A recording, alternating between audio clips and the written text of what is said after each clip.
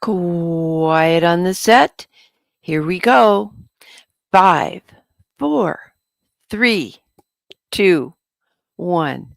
Hello, everybody. I'm Dear Myrtle, your not so retired friend in genealogy. Welcome to Mondays with Myrt, where we talk about anything and everything that's come across our Genia desks in the last 2 weeks since last we met. And by golly, a lot of cool stuff has happened. Let's see who's out there. Oh my golly. Valerie's here as usual. This, yeah, YouTube changed your names. That's interesting. For security purposes. Yeah, don't you love it when things come across our desk like that make things a little challenging? Hi to John up there in Ohio and Claire. Love you, miss you. Glad you're here. Karen's here today. Sherry says, if you're confused, there will be a drawing today. Yes, Sherry's got that crescent wrench and she's in charge of you guys on the YouTube side. She has absolute power. So mind your manners. Yeah, no problem. Anyway, I am going to be giving away something that Randy is going to be talking about today. You'll need to type in the hashtag Mondays with Myrt. Doesn't matter upper and lower case. You just have to squish all those letters together after the pound sign. Karen's here. Hello to Jane. Let's see who else is here. Big hello, darling. Okay, and well, of course, Frank's here. He's on the panel. Maria's here. She's one of the panelists. We are going to be doing the Quaker, well, gee whiz, I have to do it this way. The Quaker chapter, the Friends migration pattern from England in the 1600s to the American continent. Book club starts 45 minutes after this meeting concludes. So I have back-to-back stuff, and so does Hillary. And Maria will join us then. Gosh, everybody's here. All kinds of people. Joyce is here. Bobby's here.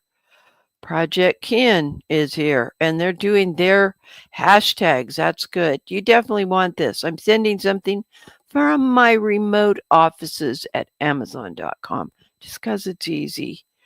Let's see. There's a couple of other people. Jill is, so Jill, you're in Boston. Interesting. So that was an in-person event, not just that you plastered your face in front of a picture of the room. It wasn't photoshopped. You're there. Okay. Let's see who's there. Randy's here.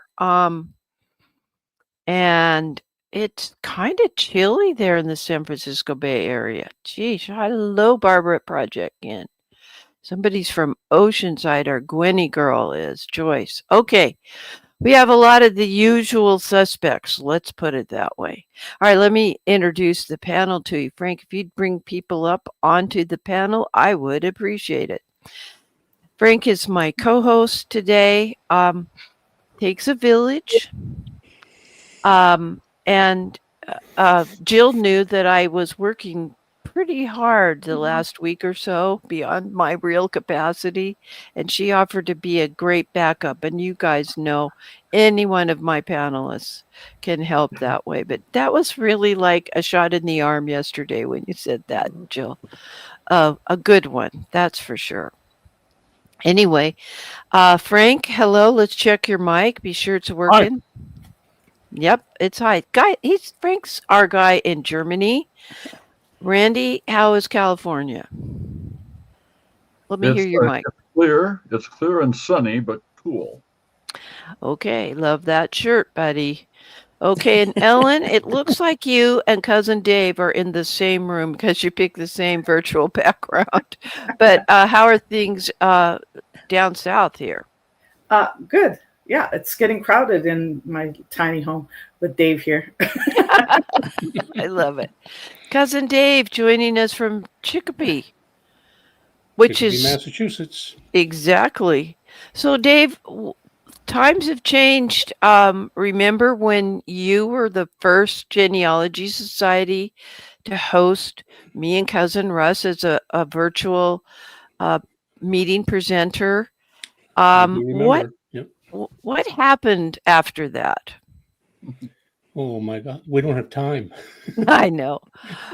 Well, There's go ahead. that was the beginning of that was before we had the 2020 COVID, and everybody now knows how to Zoom. We happen to be using StreamYard, but your society grew, didn't it? Well, yes, and it was a little bit sleepy. I'm not criticizing anybody that was running it at the time, but there are about 20, You, 25 members. yeah, What's that? yeah. Yeah. So when I started to bring in guests like yourself, we slowly grew up to over 100 members, and it was quite interesting after that. But I left it. I'm not the president of that anymore. I still belong, but I dropped a lot of the things that I had been doing We over can this only past do year. 43 things at once. Yeah, well, The 44 reason, actually, but well, you're an overachiever. I love it. Well, the reason I'm interrupting the introductions was I didn't want to forget to acknowledge that you're one of the early adopters of having virtual presenters come to your monthly meeting. And in Massachusetts, you have a thing called ice and snow in the winter. And yeah, and not today. not today though, thank heavens. Well, and so a cool thing about having a presenter that can appear virtually and the attendees can appear virtually is that on cold, windy nights when your society meets, it's a safety factor to have a meeting held virtually, and I think that's pretty cool. Well, And Zoom has been a great benefit to me because I can give presentations all over the country, all over the world, basically. yeah, And Karen and I do the church services every Sunday by Zoom for the folks that can't make it to the church anymore, and of course when it's bad weather and all that. But so I use Zoom frequently, very a frequently. lot. Yeah, that's good that you're providing that for the church services.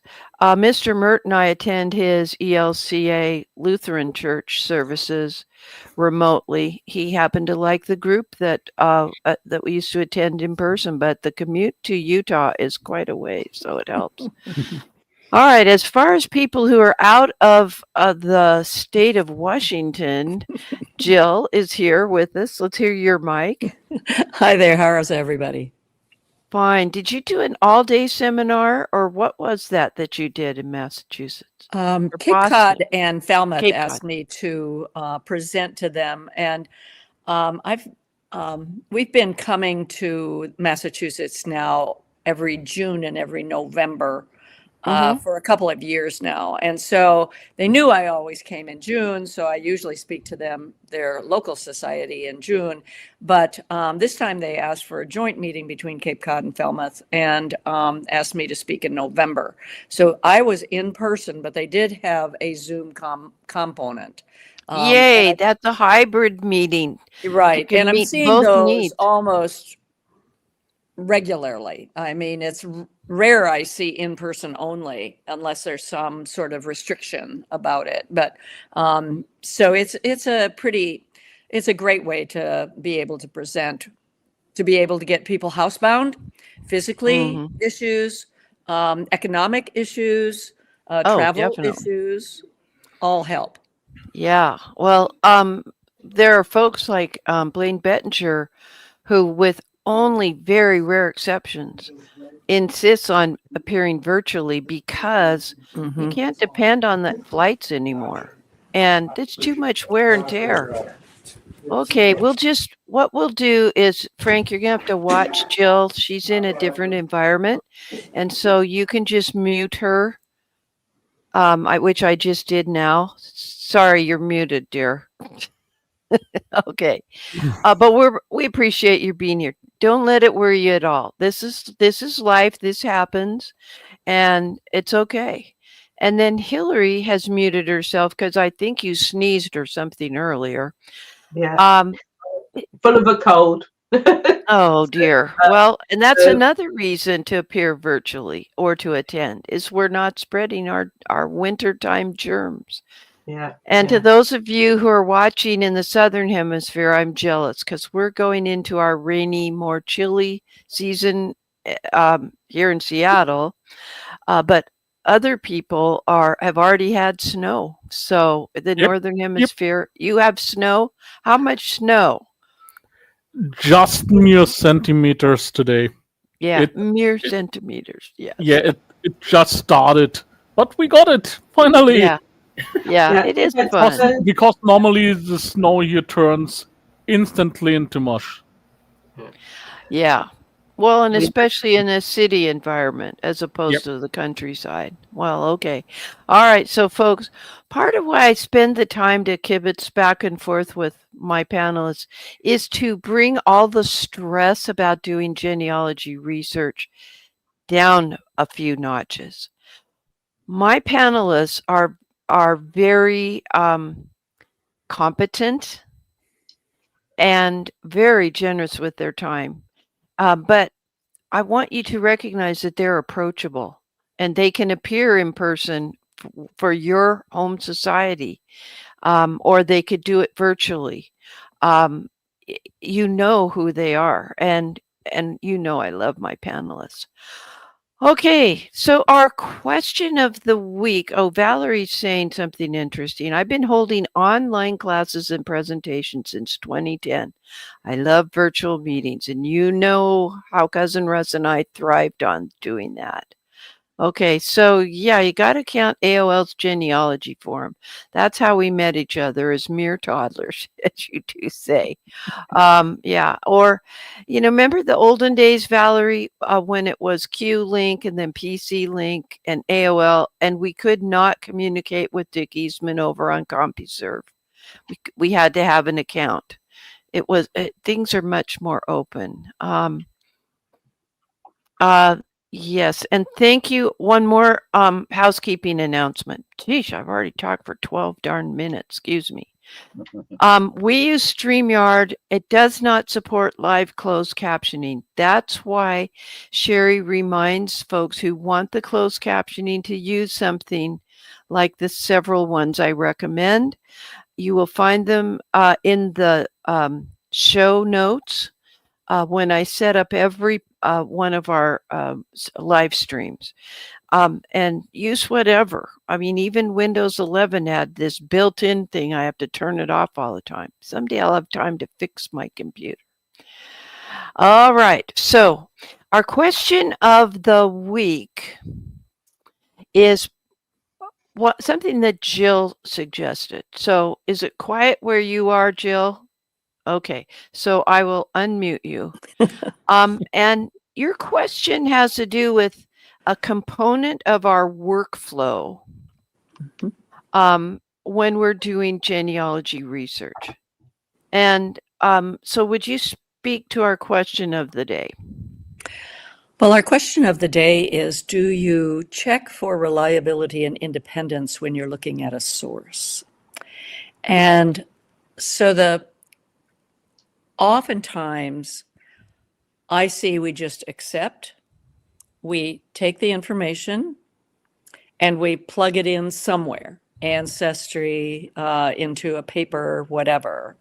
And the concern that, the genealogy standards is quite specific about saying that we need to check for it. And that reliability and independence starts with who was the informant. And if we don't know who the informant is, and often we don't know for sure who it is, we take the information as gospel no matter what. I often find, even with my own psyche, that what I do is that the first time I get an answer to a question that I've got, I'll accept that with more validity than the second that may disagree with it. But the second may actually be correct, and the first one may be wrong. I think why I did that until I started taking classes was that I had genealogy software that had one line for birth, one data entry field for marriage, and one for whatever. Right. And so if I filled in the blank, then I wasn't really honestly looking for corroborating evidence. I thought I had it solved. Correct. And that's not uncommon. Yeah. And it's kind of the plague of a pedigree chart because you only have one blank. Yeah. So Now we don't. We can add now blanks. we have other options, Yeah. so we can put in multiple pieces of evidence that provide us with information concerning a birth. I might have 12 or 15. I have every census that links it in there. And yes, they will disagree. Who doesn't have birth information that disagrees? Boy, I So- have a grandma that was that way. Yeah, right. So once you get a few, you have to sit back and you've really got to look at it and you say, okay, what's my comfort level? And usually what happens is you look to see whether or not that particular source, how close is it to the event that you're extracting the information about? If you're looking at a death certificate and you're extracting birth information and the guy is 88 years old, it might be a little iffy. It isn't his mama given that information. It isn't his mama giving him that information. And so that's going to be a little iffy. Sometimes that's all we have, though. Right. And Tom Jones in his advanced methodologies class also says sometimes the best you can do is arrange. And that's okay. Yes. Yeah. This is Dr. Jones's Mastering Genealogical Proof. And I took it before the book was published. So when the book came out, I wasn't surprised when I took his advanced methodology, because a lot of the examples were what we discussed in that week-long SLIG course. Right. While I'm going to interject here, because and I want to share my screen. During the research process, Ellen does something. And what is this thing that we're looking at that you sent to me, Ellen? This is a scalpel mind mapping chart. So it's put out by Literature and Latte, and it's just a mind mapping tool, but I use it for DNA cases or genealogy questions. So right now I'm working, I think I have some American Revolution ancestors, and I'm sort of gathering my thoughts because it's going to take a little while to figure this out. So this is interesting because a mind mapping tool like this is a better way of arranging your thoughts. You can move. I'm looking at a static image here that you sent. Yeah. But you can rearrange these and color code them, and I can, and the little bubbles can be, have different jagged edges or colored edges, and but you can put in links, you can put in screen grabs, whatever you have, and I just sort of throw it all on a page and keep track, because sometimes like for a DNA case, sometimes it's hard when you're looking at multiple people that connect to a DNA person, and you can't look at all the trees at the same time. It's too confusing. At least for me, it's confusing. So this way I can make a tree here quite easily and see how everybody's connected.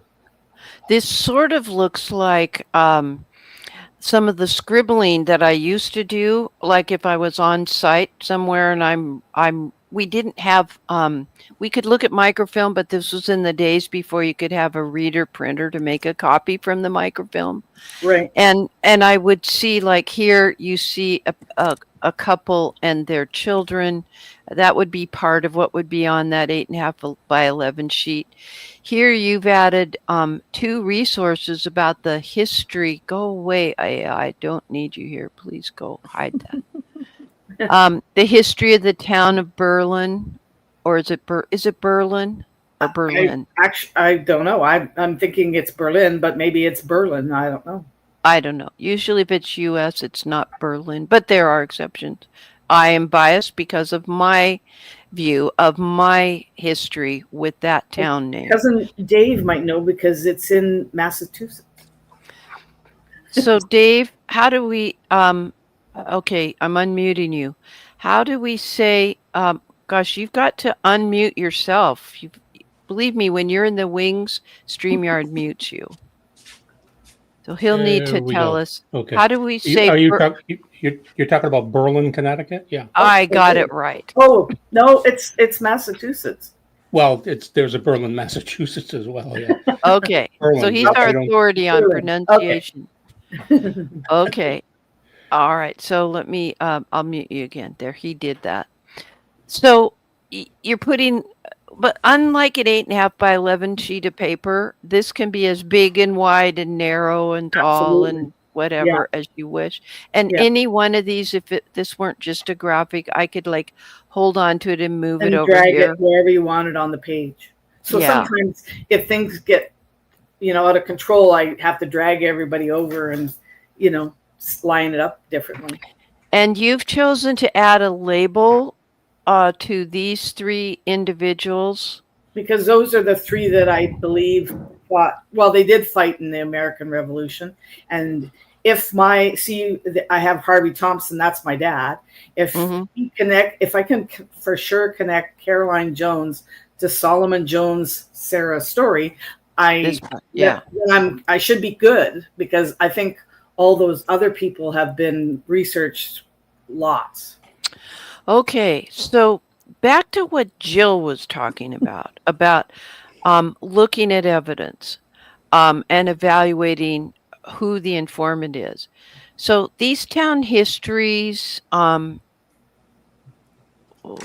speak to me, Jill, about the history of the town of Berlin, published in 1895, when they're talking about Rev War people. What would the reliability be from your the estimation? most obvious is that the stories for county records and those sorts of things that were generated about this time is that they were solicited by to the family and said, if you want a book, then you need to write a little spiel about your family. And my usual comment is there's not a case of domestic violence that occurs in any of these county histories, because, of course, the writer is the family. And so they're not going to say that sort of stuff, even if the guy was totally weird. So the issue then becomes the reliability of what you've got. And that's something that you have to think about. And my litmus test here, so that people, I don't do the elaborate thing that Ellen showed, but what I try to do is to look at all the pieces of it, try to gather all the pieces of evidence that you have, and that you may have 12 for the birth, and try to disassociate yourself from loving one, and look at it instead as to where's this located? How is it located? Is it a governmental document that somebody had to be responsible for?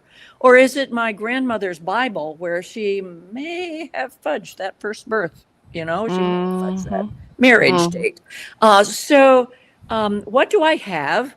And who would have said this? Marriage records, for example. Who would have said who that bride's parents were? Well, the bride probably did. So that might have a greater responsibility to being accurate than the death of that same woman, of the bride. So the only thing I have in the way of a marriage document for Caroline is something that was printed in the newspaper. It doesn't list the parents at all. Thoughtless of them, isn't it? That's my trying to connect to that tree. So I've actually uses my dad's DNA, and he has 2 matches that have the same tree. So I don't know if that's, it's not really that close a match. So it could be connection some other way. So I don't know. Well, that far back to if the most recent common ancestor is Rev War, that may be your best match, honestly, because that's like- quite far it's back.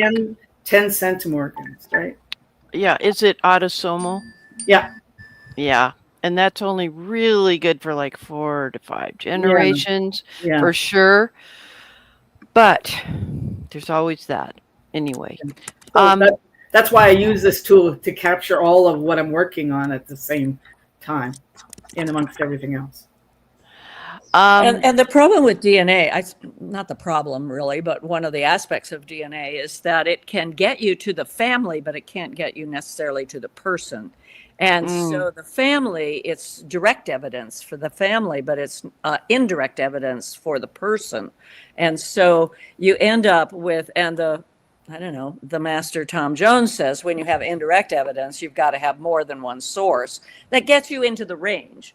You know, you still may be only able to get, well, you've got an 1830 census that, you know, said he was in this bracket or whatever.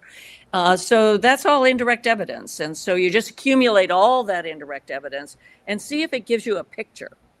And that may be missing puzzle pieces. That's his analogy, his metaphor, not mine. Maybe missing pieces, but you can still tell that the guy is holding a cat.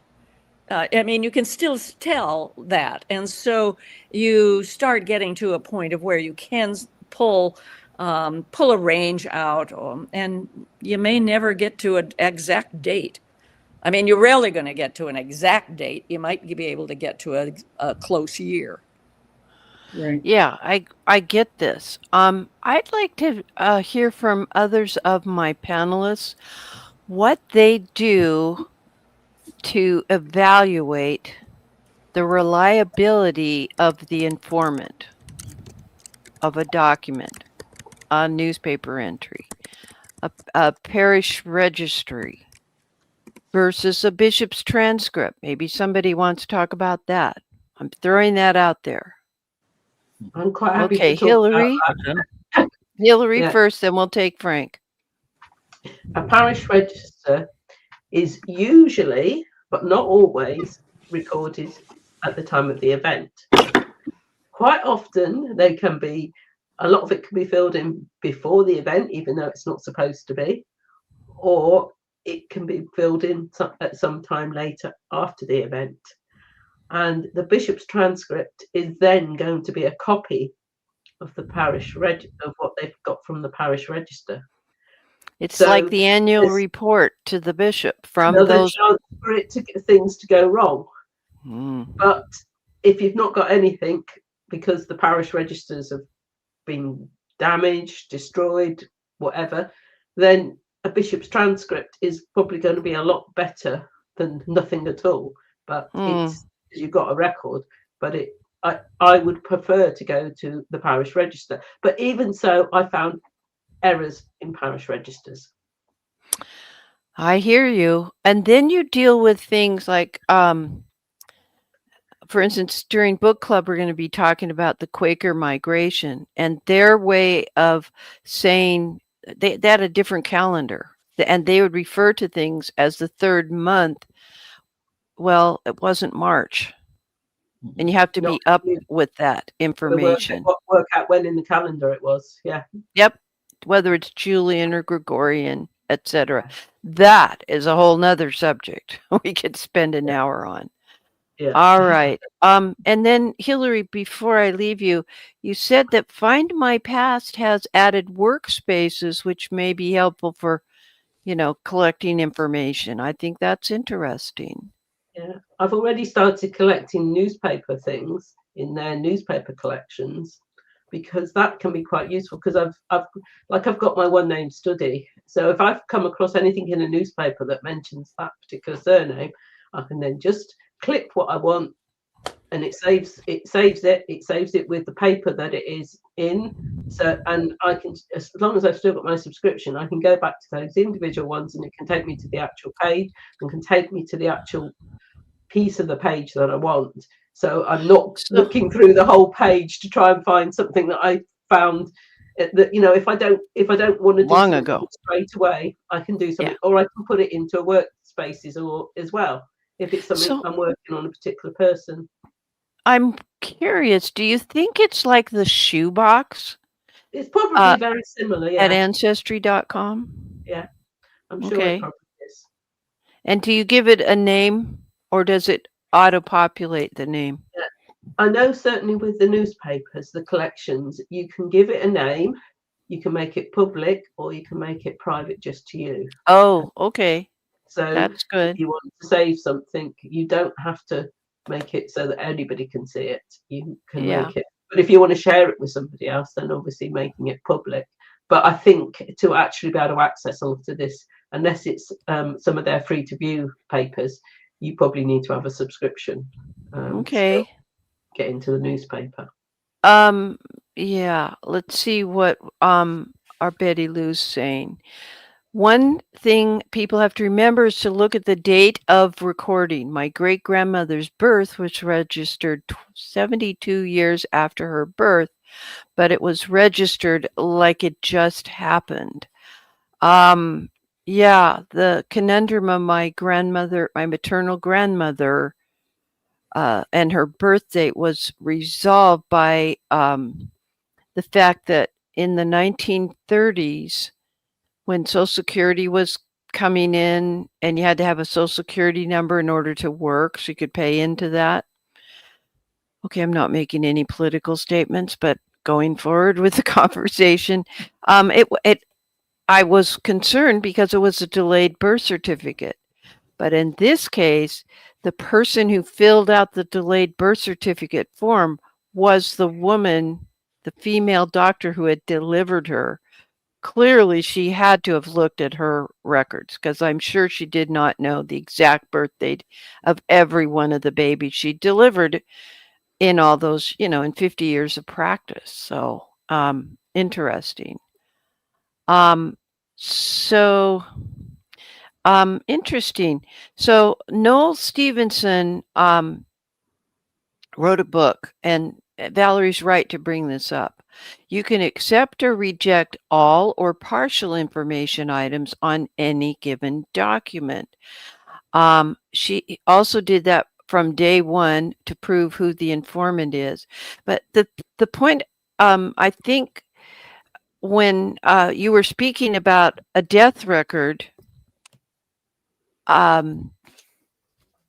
Jill mentioned that, and it has to do with, the death date's pretty reliable on a death certificate, sort of. There can be extenuating circumstances, but it can be questionable. The information is more, it's still direct evidence where somebody's actually answering directly the question, what was the birth date? But it could be incorrect depending on that informant. I made a mistake on my mother's birth date. Why? Because it was a very stressful time. We had to run up to Idaho on a day when I use a wheelchair, so I have pain. And, there are extenuating circumstances.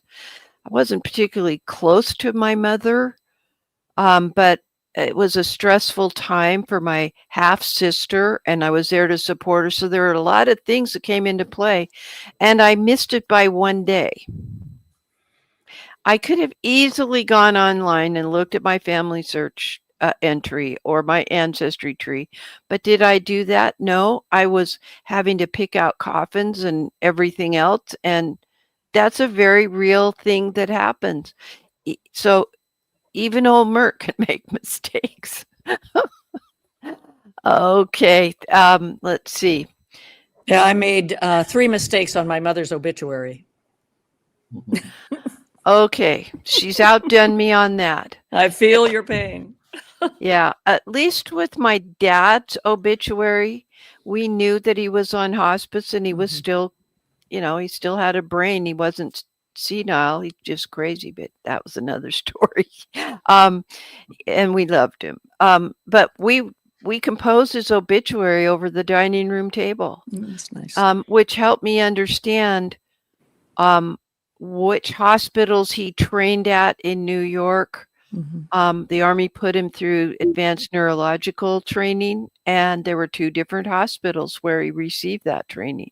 I wouldn't have known that, or that it was called the Halloran Hospital Halloran General Hospital at Atlantic City, where it was formerly, before the war, it was a hotel right at the end of the steel pier, where in the olden days they'd take this horse and it would have to go way out on the pier, slide down this slide into the water, and swim back to shore. I don't understand that, but it was a thing.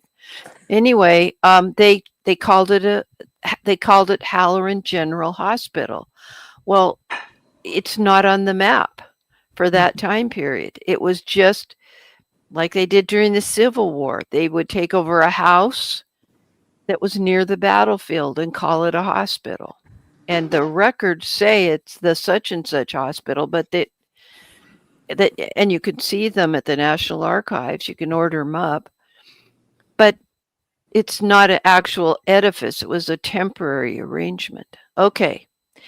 Back to where we are. Let's see. Can I make a quick statement about Oh, of course. independence? We've been talking about reliability a lot. Mhm. And I'd like to talk about independence, and the whole death cycle is a great example, actually. The other thing to remember is that that our evidence doesn't vote. That because we've got 5 pieces that say he was born in 1858, and you've only got one that says he was born in 1862, it doesn't mean that 1858 is correct. And in fact, if you look at who might have supplied the information, you might actually see that the same person provided all the information for the 1858s. They firmly believed it was 1858. So you really have to think about not only reliability of that particular document, but you also have to look at the independence of that particular document as you're looking at 4 or 5 of these, and to determine whether or not you're looking at really only one source for that funny date that sticks out there as an outlier, or you're looking at the only person who really knew the real answer. So that issue of independence is really important, because oftentimes the information on a death certificate, the obituary, the tombstone, and the funeral records may also always be supplied by will often be supplied by one person. And that's usually the collector of information on the family, which is often the genealogist in the family, and they could be wrong. Totally. Like there's that death certificate and there's the obituary, and I was the informant and missed it by 1 day. Well, Right. I got a good example of the family hiding information. I found a cousin of mine that died in 1932 or whatever, and her obituary said that she was a widow. She was only 48, but she was a widow, and she lived here, she lived there, she has all these kids, and she said that she died at home peacefully on whatever date it was. So I thought it was intriguing, because I never knew this relative before. I never knew I had this relative. So when I did the research and found her death certificate, she died in the Northampton State Hospital for the insane. So that's a little bit of information that the kids didn't want anybody to know. Right. So it's pretty interesting to find. Yeah, our ancestors often had reasons of their own to conceal or obfuscate information. Yeah, Absolutely. Absolutely. I'd like to hear. Oh, Frank, go for it. Yeah, I forgot to ask Frank and Randy to speak up. Listen to me. Okay, Frank, your turn. You got the mic. Yeah. One of my ancestors actually left out half of the family when she needed to fill out a death certificate, because back then they had to tell the legal office who to inform that the person died in terms of inheritance service and so on, and simply left out of whatever reason half of the family. Yep, we don't want the government to give any of this money to, that person. Yeah. Or just innocently. Or they simply didn't knew about that family because they were the children or the grandchildren of the person that died. Yeah, when you think about it, when in olden days when communication was poor, if I had to give who the heirs are, who the descendants are, but my brother, lived far away, and I was unaware that he'd gotten married and had 2 children because my brother hardly ever writes, kind of a thing. I could see that happening just innocently, Yep. not necessarily mhm. nefariously. Okay. So Betty Lou's saying my great grandmother's birth record listed her married daughter, my grandmother, as the Sweet. attending physician. I hear ya. Yeah. And then back to being able to save things like at the Find My Past. Gwenny is pointing out you can also use the family search source box. And she puts things there. She hasn't worked out the source citation yet for whatever that field is we need to fill out in our genealogy program. All right. Okay, Randy, do you want to talk about this? I can. I'd like to put it in a larger perspective. This particular topic is part of the genealogical proof standard that we all know, Elizabeth Shown Mills, etc., evidence explained. And it's part of the 3rd and 4th items in the proof standard. Mhm. Let me refer here. Skilled analysis and correlation of data is the 3rd part. And the 4th, resolution of any conflicts in the evidence. Mhm. So it's part of that whole big process that starts with searching for what's the right word? Reasonably exhaustive search. Yeah. Mhm. Mhm. And then writing a citation, and then analyzing and correlating the data, resolving the conflicts, and then writing a conclusion. Mhm. Okay, about an event. And that event, as Jill and you all have pointed out, can be 10 or 12 items from census years to a birth certificate to, and so we have to start think about, is it an original source written at the time of the event or near the event, or a derivative source, Mhm. or an authored work like the History of Berlin. And then we have to think about, is it primary information? Does it actually give a date or a place? Or is it Indirect. Yeah. Mhm. indirect? No, that's evidence. Original, I'm sorry, primary information or secondary information. Mhm. And there's a negative information aspect too there in that discussion. And then direct or indirect evidence. And so a direct item would be that it gives a date. And if all the sources you have say the same thing, then you have a conclusion, I think. If it's like my second great grandfather's birth date, and all I have is in a Bible record Mhm. that says that it's 1842, and the obituary written by his son says it's 1842, but the family record written by his wife says 1839, and all the dates, all the years in the census say 1839 or 1840. So which one is it? I've concluded Exactly. 1839, but I had to evaluate all those things. Absolutely. You take it in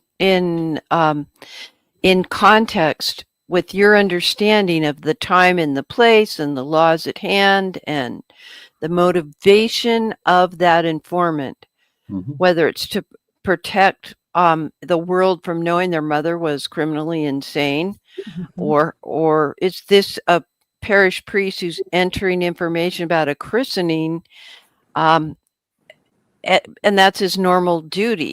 He would routinely, after performing that service later that day, or it's before, as soon as he's taken off his vestments, he'll make the entry in the record book. So, yeah. All right. is it my turn? I have talked a lot already. I wrote a post, and it was in response to something that Elizabeth Schoen Mills did. And so let me share my screen. She talked about the fact that for many years she worked on a research challenge. Well, let's get over here. And she had accumulated 208 pages worth of records and her own thought process. And she is known for, and this is the blog post I wrote in reaction to that. Let me zoom in a little bit more if I can. Now, I used to take the dining room table approach when I had a dining room. And where I would lay things out just on the concept of what was the birth date.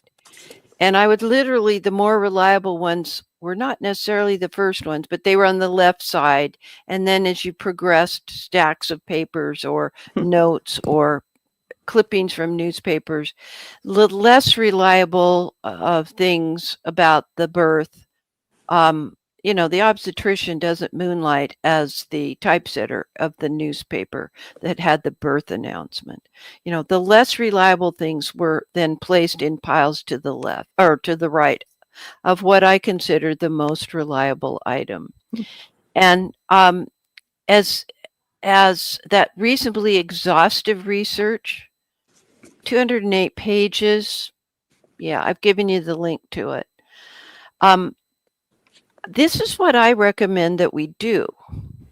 What Elizabeth does is organizes her research reports and writes them to herself, even on her letterhead, which is easy now that we do it all digitally. And the discussion went on Facebook. And then finally she just said, let's go to Historic Pathways. And the link is there. Historic Pathways is her website. Let me get you to that for branding. Where she has samples of her work, samples of her research reports. And I would say that a very smart program chair would take these publicly available online reports that Elizabeth has put there as examples on Historic Pathways and basically deconstruct and examine the logic. And for me, it took looking at a couple of different research reports to get out of the specific case and better grasp how adaptable her reports might be.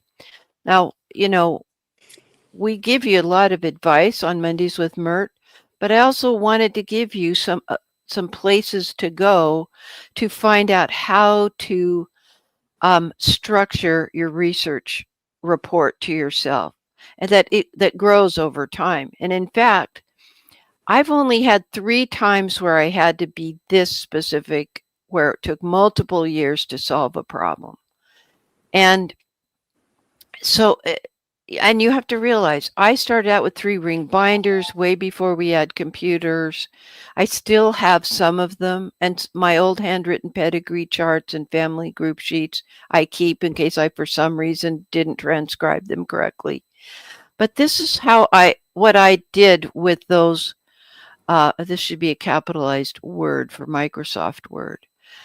I would create a folder on my computer for that problem. Go away. Anyway, these are the components. I'd have a folder.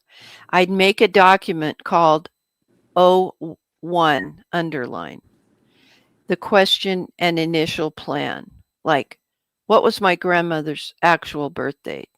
I think I need to contact the state and the county or find out who keeps the birth records.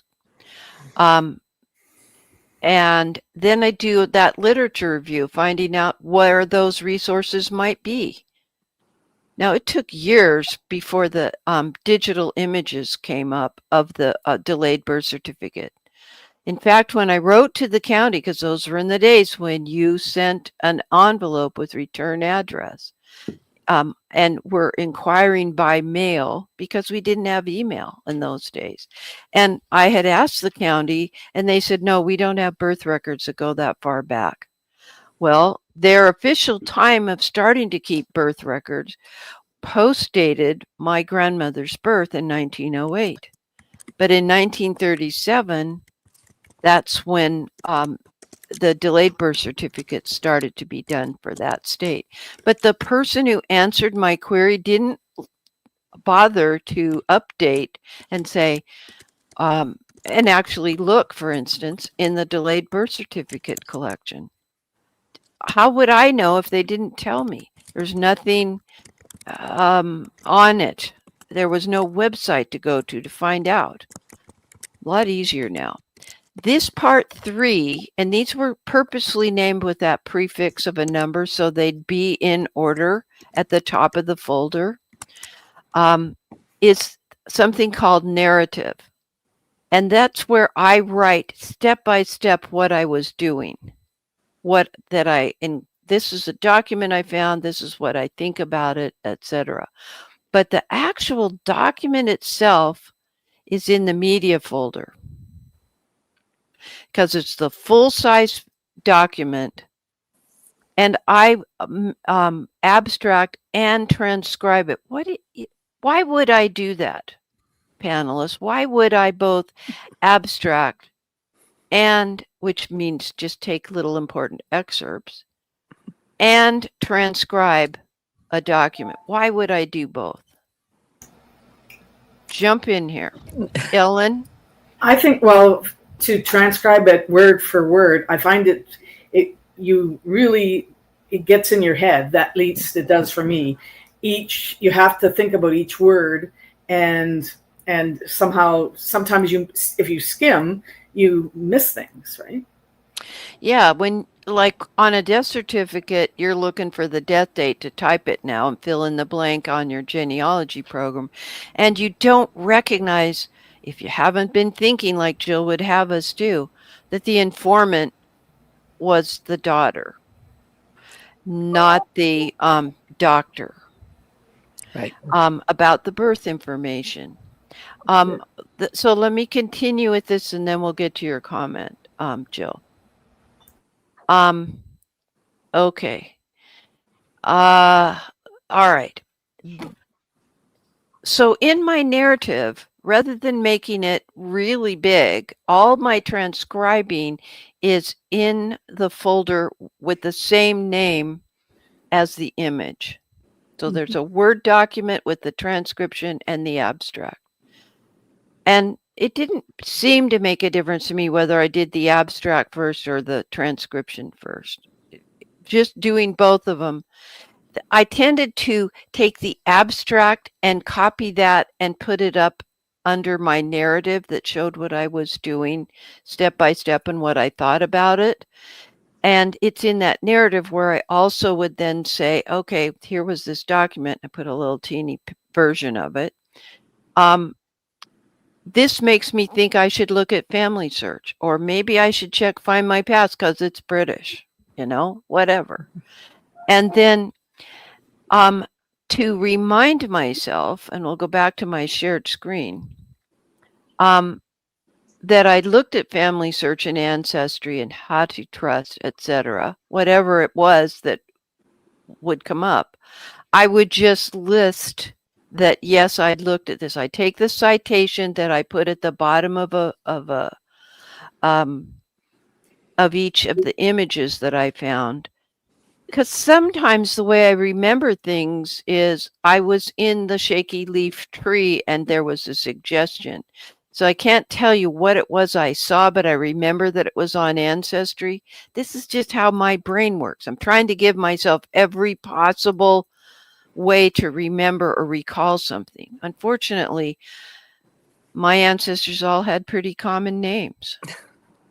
So if it had been an unusual name like Snicklefritz, that's how I might remember something. This is just what works for my brain, guys. It has nothing to do with how your brain works. We each have different ways of recalling things, etc. I should mention my subtopic on this post over on Dear Myrtle's Village Square on Substack. Are 208 pages enough to resolve a single genealogical question?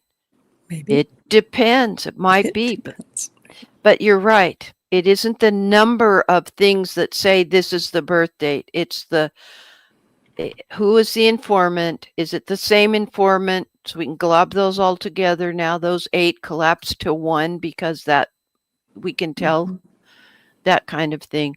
All right. So, so talk to me about your comment here. Let me pull the panelists back up. I used to think Elizabeth Shown Mills was intimidating till Beau Charbrough invited me to dinner with her in like one of the conferences in Tennessee where we had barbecue ribs.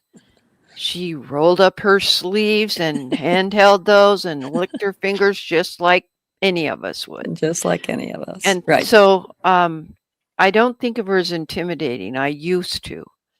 I wasn't referring necessarily to her, but rather to our standard bearer. A 250-page, analysis to determine that one of her ancestors existed and where. So, well, and it's like Dr. Jones said that when he has a conundrum, he looks at wills for a total of 150 years with the date of the focus person somewhere in the middle, because sometimes probate doesn't get settled till grandchildren or great grandchildren are elderly. Right. So talk to me about that comment. So for those people who do find her a bit intimidating and think that the standard is the gold standard for you, I offer relief. In that, think of it instead of you need to practice first, and I'd suggest you practice on something that you've already solved, and by accumulating all your evidence for that one research question for that you've already solved, and it can be as simple as who was my grandfather and when and where was he born. Something that's close to you. It doesn't have to be rocket science. You don't have to be working in the 1600s. You can be working in the 1900s. But just pick something that you already have a number of birth information that may or may not conflict, and collect it all together in one document, like Myrt was suggesting. Collect it all in one document. And see if you were right. Yeah. You may be, and that's great. So it's more just a question of practice small before you try to tackle the elephant. I totally get that, because the concept of eating an elephant one bite at a time comes into play here as well. Yes, it does. And this is where 52 ancestors type workups from Amy Johnson Crow seem to be a good idea, because you revisit what you already know. And as you're typing it up in a narrative, because you hadn't thought of sending a research report to yourself. I mean, I didn't for years. I just scribbled things out and hope for the best. But reviewing our work, that was the whole concept behind the do-over that Thomas McKenty suggested, that we just start with a fresh database and then one by one work through the profile and what we've accumulated as information items, evaluate the source, and come up with, this is pretty convincing evidence, but there is this conflicting evidence, and I resolve it because it's just basically a pronunciation error, like how somebody might transcribe how somebody would say it with a foreign accent, whatever that foreign accent is. I tried to think globally. Well, I do know Kath- that Yvette Hoytink, for example, does this for every generation, for every relationship between generations, and she calls it leveling up. And mhm. she's given a lot of good information in her blog, of which I don't have quickly I'll get it. for anybody. But Yvette does this for every generation going back, and she evaluates whether or not she feels that she's gathered the information, that she's proven the relationship, because Ancestry and just plugging in stuff into Ancestry does not prove one relationship. All it Mhm. does is give you a lot of facts about that person that may or may not be true. Mhm. And so she writes up something about every junction between two generations. Yes, let me get the leveling up. I just pulled it up. Let me share my screen, all this good stuff. And then Hillary, to close this off, we'll take your example of an official document and that it could have a problem. This is the leveling up 6 levels of ancestral profiles. Let me share the link with everybody. Okay, we'll just send that away. Yvette is brilliant. She is a CG, certified genealogist, and she's also QG, which is a qualified genealogist. That's a UK initiative for recognizing excellence in the world of genealogy. And I have to tell you, I was doing the document fulfillment part of the Advanced Evidence Analysis Practicum series that in person at Salt Lake Institute. And so I could, because not everybody could look at the same microfilm at once, and it wasn't online. This was way before everything was digitized, more or less. Yvette was participating. She was a student. She flew over from the Netherlands because this was before we did virtual SLIG. And I got to tell you, she solved the research question before anybody else. And every day there was a new one to solve. And I could watch it happen in relationship to the others because everyone had to write to me as clerk of the court, for instance. That was the role I played, to ask for this certain document or that certain document. And she's a smart cookie. So she's also proved her relationship to Eleanor Aquitaine. Not easy to do. And it took some on-site research with parchment, still with the wax seals on them. Anyway, that's what this is about. And the actual the full direct link is this one. Names only is level 1. Well, I have a couple of level 0 where I don't know who it is. Then do we have the vital statistics on the person? What about their occupations, residence, children, spouse? Is there any relationship with property ownership, military service, religion, criminal activity? That would be my people. And then she does speak about the genealogical proof standard. They're in the 2nd revised edition now. It's from the Board for Certification of Genealogy. They've codified it. And is there a biography that I have composed? That was another thing to consider. And this is what it looks like for 7 generations of her people. So she has a lot of orange ones that mean, and there's a couple of red ones where she's really lacking in information. And that's another thing to do, Valerie, is to take this publicly available blog post and analyze what she's talking about in more detail. I saw you mention that there's good ideas for programs to give. Although for your local genealogy society. Yeah. Okay. Where are we? Did I say? Oh yeah, I said I wanted to talk to Hillary because you have an old example. Yeah. I was saying Problem. that the documents are not always correct. Right.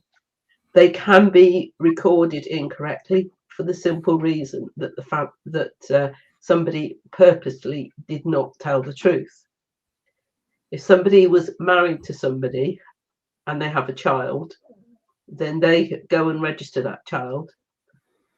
Then it can be assumed that the father of the child is the husband, but it might not necessarily be the case.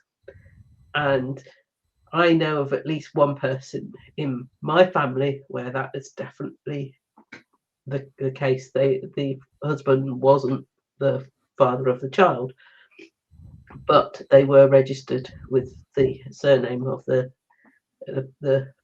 father and as being the husband rather than the person So who was. in the eyes of the law, he is the legal.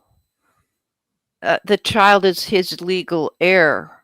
Yeah. But as far as bloodline, no. DNA has really impacted research.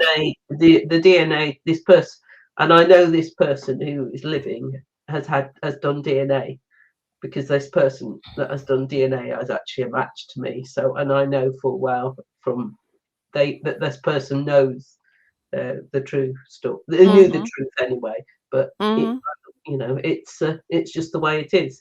There will be people that are, there's plenty of people around who find out when they do a DNA test that things aren't as black and white as it might seem. That somebody wasn't their father. Yeah. Know that. And we really are more alike than we are different from our DNA. I want to just address this comment from Sean. Color coding the levels is helpful for him as a visual artist. I'm going to work on that in my database. Yes, our databases let us color code things. In my narrative where I have a problem that's not resolved yet, and that's my bigger Word document at level 3. If it's a conundrum that is still problematic, I make it red text. So when I'm scrolling through it, I spot it. So I'm like you, the color coding really helps me. And I imagine, Ellen, in your mind mapping, can you make the border a different color? Yeah, you can make them different colors and different shapes, like bubbles or jagged, or yeah. Yeah, so a jaggedy one would be, oh, there's a problem here still. Yeah, I added some while we were talking because I thought of some ideas of where I should go doing look that. for things. Well, I'm glad that we were causing the matter thereof. This is good. Okay, I've got comments from okay. I should mention that Scalpel is 30 days of use, the free version. So that means that you can use it for 30 days. If it takes you a whole year, then that's how long it takes. And you don't have to pay till then. Whereas typically it's 30 consecutive days and you might not use it that way. And you mentioned in the green room the price. The price is $20.99. Period. Yeah, you don't have to pay that every year. Okay. All right. Sounds good. Well, what an interesting discussion. Let's go to the docket and see where we are. Don't forget to put in your Mondays with Myrt, hashtag Mondays with Myrt.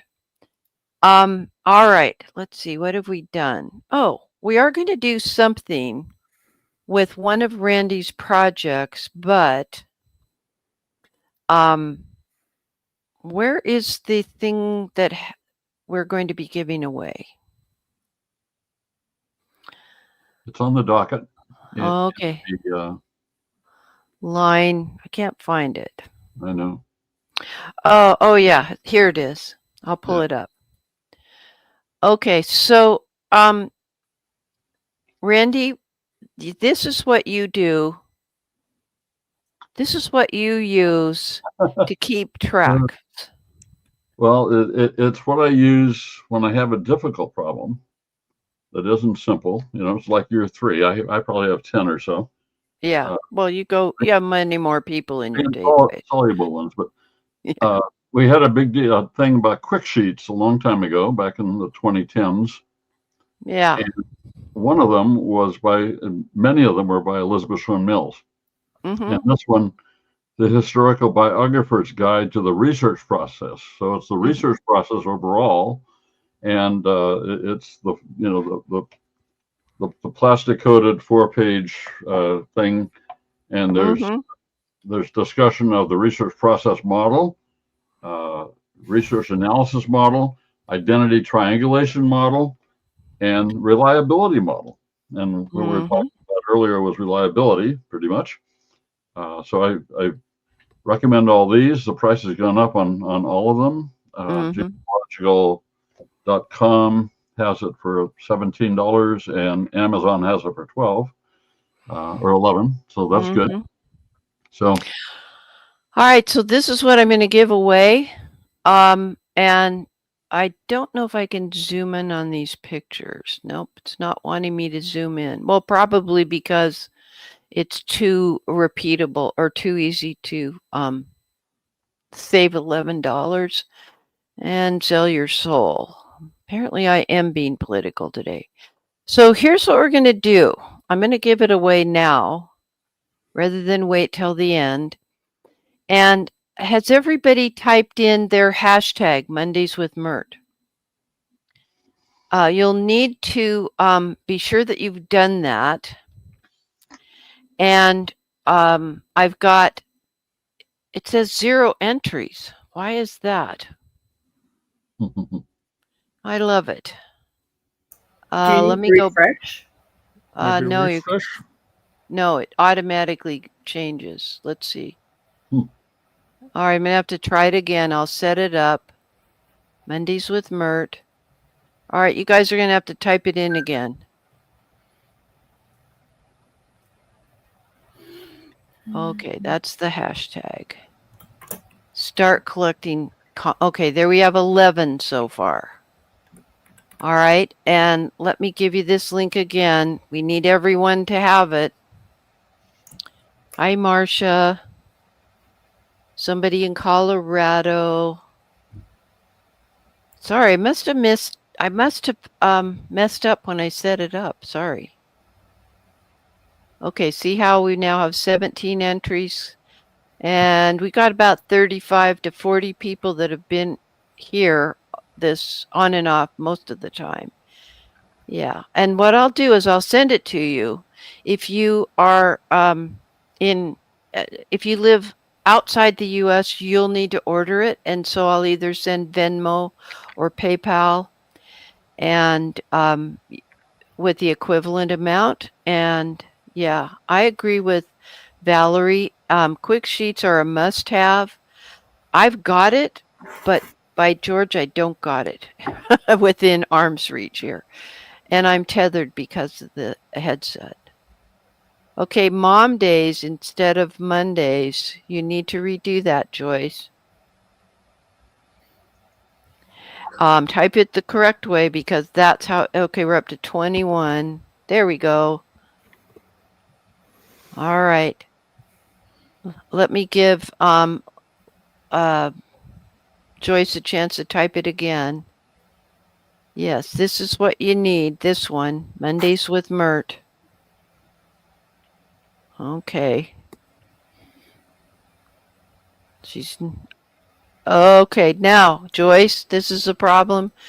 You have to have the hashtag right next to the letter M. No spaces. It needs to be all squished together. Randy, you've got a bunch of quick sheets. Tell us about that.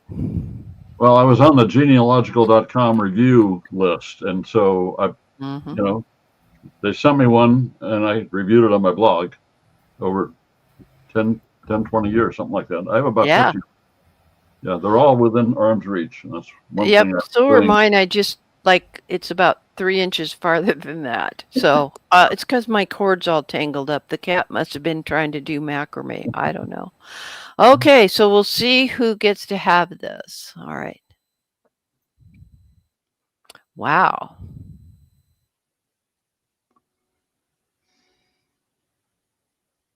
Monique. So Monique, you will need to type an email to DearMYRTLE@gmail.com. Could somebody type my email address in? And then I will send it to you. And 43 other people. I've only once had somebody claim that they got something, that they won something, because we're pretty reasonable people. Yes, congratulations. That's awesome. Okay. I mean, I've known you for so long. I may already have your email. In the email, I need your address, city, state, zip, and afterwards I delete it. So don't worry. Thank you. And Karen, I'm sorry I chose the winner before your hashtag came in. So next time we'll hope for the best. Okay. Thank you.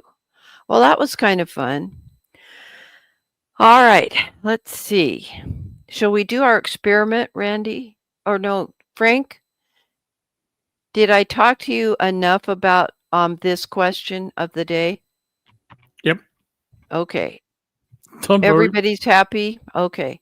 So let's have everybody except Randy go in the wings, because we're going to do a live demonstration. And Mondays with Myrt's going to go over a little bit. I should have done this sooner, but we had a pretty good discussion.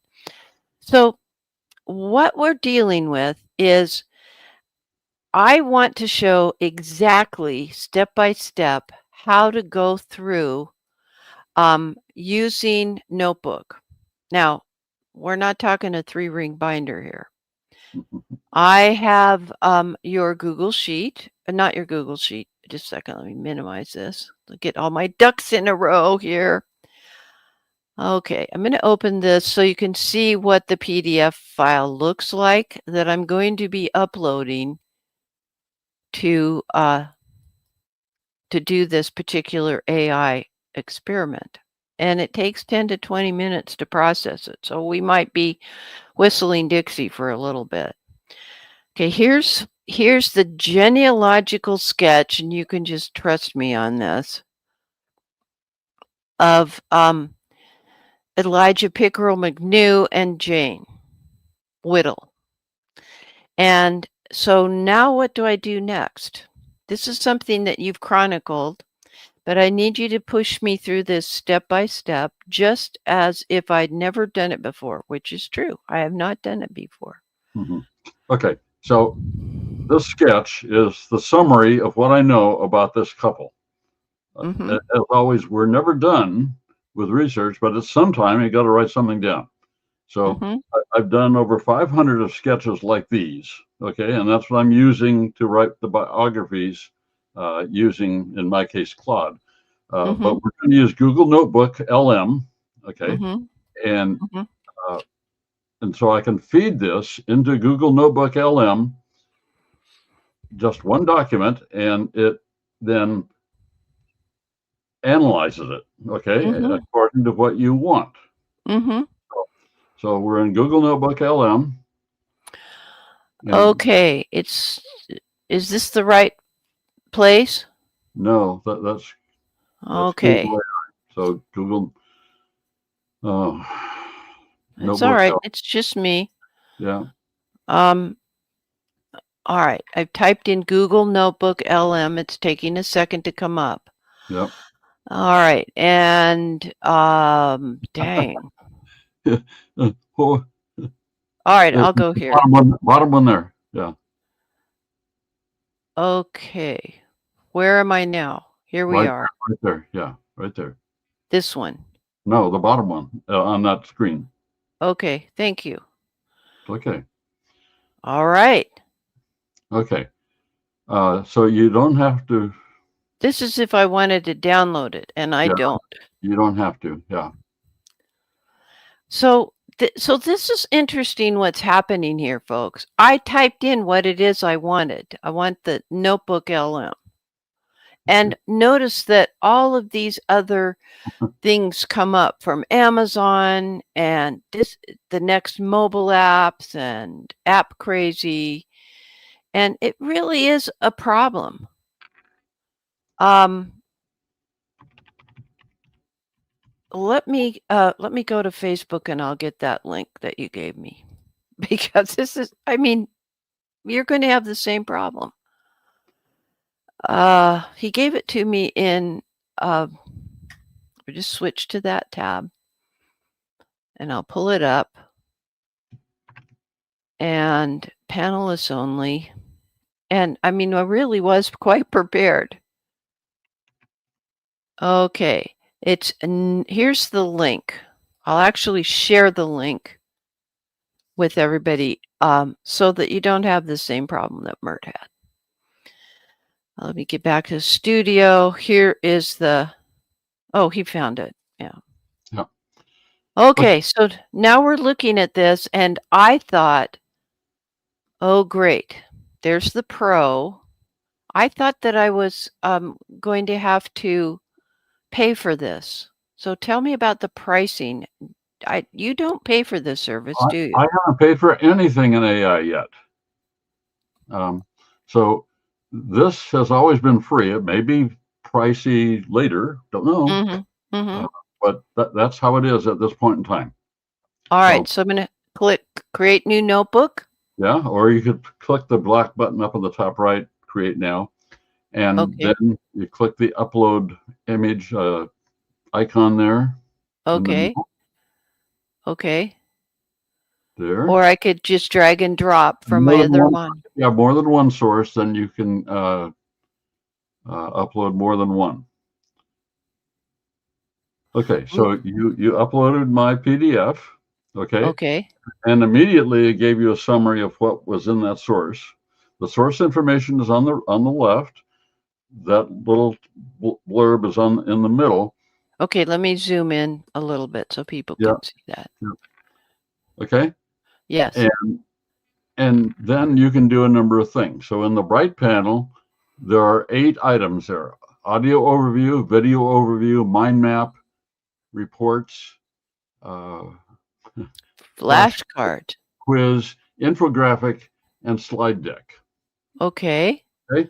So I use the audio overview, which is a podcast. It's 10 or 20 minute podcast about that post. It will create it fairly quickly. The video overview is what I put on YouTube for this post. Okay. Wow. And the infographic is a one-page image that summarizes what's in the post, what's in the source. Okay. And so you want to click that. Okay. And it will start working. Okay. And then it will create also a slide deck. This is the last one. It will click slide deck also, and it will work. Okay. All right. Okay. Now, the slide deck ends up being, mine are always 13 or 14 slides with AI created images and text that describe that document. That's what it's amazing. So those have been there for a couple of weeks now, and we've finally found them and realized what they do. So we can come back to that. Under reports, go to reports on the right. Okay. Okay. And here are the reports you can ask for. Okay. And the bottom will show there. So you can create your own report if you want to. You can create a briefing document, which is a longer summary of what is happening here. You can create a study guide. If you had a class and you want a study guide for the class based on this document. Now, think about a book or a chapter book, a chapter out of Albion Seed. You could create a study guide from that if you could upload the chapter. Okay. You can create a blog post about it that would summarize it. You can create a historical narrative, which would be a biography in this case. Whoops, I hit it by mistake. Okay, no problem. I have to go back to reports. Yeah, Yes. yeah. Historical narrative or a research memo, which would be, it would analyze the genealogical sources, in this case, used to construct the family. Okay, a biographical sketch and a family tree overview. So all these things it will do. I used the briefing document for almost every one of them, and I've started writing historical narratives. I compared this historical narrative to the Claude narrative on a blog post last week. So there's all those. Ellen's saying, I always have so much homework after Mondays with Myrt. Well, that's part of why I wanted to do this live, so you could realize, yes, it's not a Google search. So X out of that now. Okay, let me get back. X out of the report, yeah. And the report has finished, so you can open the report there. Oh, okay. It finished the infographic. So yeah, the infographic. Okay. I thought it was a report. I thought it was too. I'm sorry. And so this summarizes what I have in my 5-page genealogical sketch.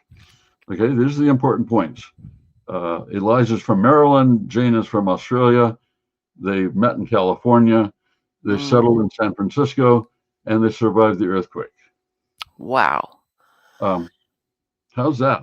I mean, how long did it take? 2 minutes? 3 minutes? Yeah. Something like that. This in the online discussions about AI, everybody's making these infographics. Yep. But it's based on the data that Randy had accumulated over the years.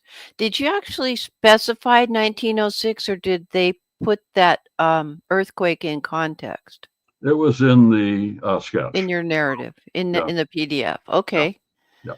And it clearly is labeled it as Notebook LM, so that's okay. I mean, that's delightful. I mean, I think that's good use of AI.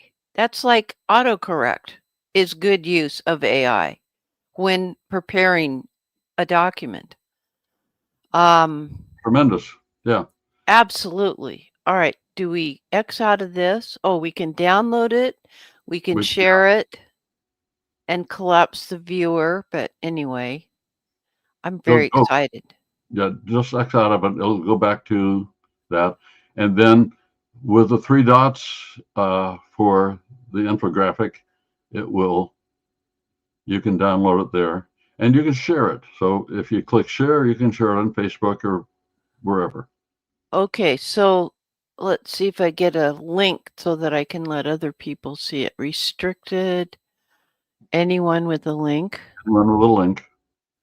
Copy link to the infographic. I will send this to everybody. And they can bring down Notebook LM. Okay. Well, some of us, so you know. Yeah, I love it. Sure. Okay.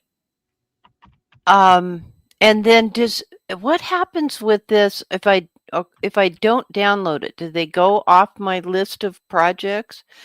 Or all your again? You may have to do it again. And there's a limit on the free side of 3 infographics a day, or 3 slide and 3 slide decks a day, and 3 video overviews a day. I don't know about the others, but those are the ones that are big. The infographic is like 5 or 6 megabytes in size. It's beautiful. The slide deck is like 20 megabytes in size. Okay, now that's the info. Okay, here's the report. Against the backdrop of California's formative years, the lives of 2 individuals from vastly different parts of the world converged to create a uniquely American story. Okay, I get that. All right. And this one it's still working on the slide deck. So we're going to come back to this. Save that link, guys, so that you don't have trouble getting around to Notebook LM like old Myrt did.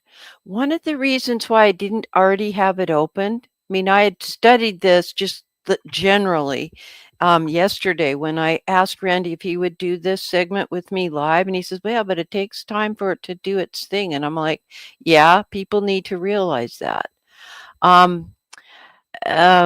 Barbara at Project Kin says she started using with a dialogue with a distant cousin, and as documents and PDFs flew back and forth, it was confounding. I use it to query what I knew. So in the context of our analysis of a research question, it seems to me that we could use this technology to have another set of eyes on our research. Interesting. I just this- put a link to the slide deck for this post that I have on my Google Drive in the chat. So okay, I need it also in the private chat because I can't click on the ones that are on. I know it's in the docket if you want it. Oh, okay. I will go find it. Right. I'll put it in the private. Oh, There. converging paths. Okay, here we go. I think it's this one. Let me see. I think it's important to, oh, this is a sample slide deck with 14 slides. We'll just scroll through it and not actually play it. But interesting, it gives you this summary. Maps. Say again? They use maps, but they're not always right. Yeah. It was somebody from New South. Oh, that's where she was. Okay. Yeah. All right. Wow. But luckily, every slide in the lower right says Notebook LM. Yep. Never as a presenter would I use something like this unless it was labeled as AI generated, because I mean, I just can't do graphics like that. Nobody can. Yeah. I would probably superimpose my own copy of the California State Census. Same thing here, which you can certainly do that in PowerPoint. Yeah. Okay. And wow, pretty nice. Did your PDF have these exact census images? No. Okay. No, those are all created. Yeah, everything's created. Yeah. They have some sort of picture, set, but Yeah. but that's all AI. But it wouldn't bother me to use this and superimpose. And this is a learning process for people who are, they're so worried about AI. Yes, an adult is in charge of seeing how accurate it is. Yeah. Okay. The other thing before we go, and our time is now expiring, is I would like to share a link to a conversation that's happening over on Facebook that involves Steve Little, where AI is now drawing verifiable conclusions from, let me give you this link in the chat. Luckily, it's a public post. And somebody asked me, why did I change DearMYRTLE's group to public from private? And it's because I want the discussions that go on there to be publicly available and shareable. Anyway, back to this. Let me pull up that particular link. What Steve did. YouTube. No. What he did, that's not quite the right link. Let me give you the actual link. Oh, it has the darn thing with Facebook ID. Let me pull this part. This is Steve's blog. What he did was he took a graphic image and ended up with this. But the image was this picture from his ancestry member tree. Now, that's a picture. You and I read it as data. And AI is now beginning to read this as data, distinct about this individual versus that individual. And within seconds, it gave him an ahnentafel chart, which is number 1 is you, 2 is your dad, and 3 is your mom, and 4 are the dad's dad, your grandpa on the paternal side, and 5 is your paternal mother. It came up with that. It figured it out from the layout and did pretty well, except for a couple of things. Then it came up with various versions of it. But he has an ancestor whose name is Sizzi. Sizzi, I think is how it was. It's somewhere in this blog post. And what happened was AI started correcting it. Let me turn this. Where's that note so I can turn that off? And was assuming that the human input was incorrect and had replaced Sizzi with Susie, thinking it was a typo. And in my own case, thinking about it, that's the scary part and why we have to really work hard to understand AI and how to get it to not hallucinate like that. Because eventually, if AI thinks it's smarter than the human, we won't be able to open the pod bay doors anymore. If you get that literary reference, the computers will take over. I did the same thing myself, just typing something. I saw handwritten lettering on a document for Daviess County, Missouri. Well, I didn't know the counties in Missouri, but I just assumed it was Davis County because that seemed more common. And we've seen that with autocorrect. That's such a pain on our phones. And so I put in Davis County, and somebody said, there is no Davis County, Missouri. It's Davies. Well, I recognized when I read the handwriting on that document, oh, apparently I just told my poor webcam to zoom in. I'll try not to do that anymore. Apparently, I just assumed that it was Davis, like autocorrect likes to do. And I had to force myself, even though I knew there were more letters, I just assumed that the clerk in the early mid 1800s was spelling challenged. You know, accidents happen. I don't know. Randy, let me see if our notebook work. It's still generating my slide deck. And that's okay. That's how long it takes. I just checked. Is there anything else that we need to mention before we go? I do think we need to mention that this morning, if you could find the link at that has to do with the Myrt tree, Roberta Estes. Roberta Estes, our DNA explained gal. Here's her website. Luckily, I woke up at about the time she published this.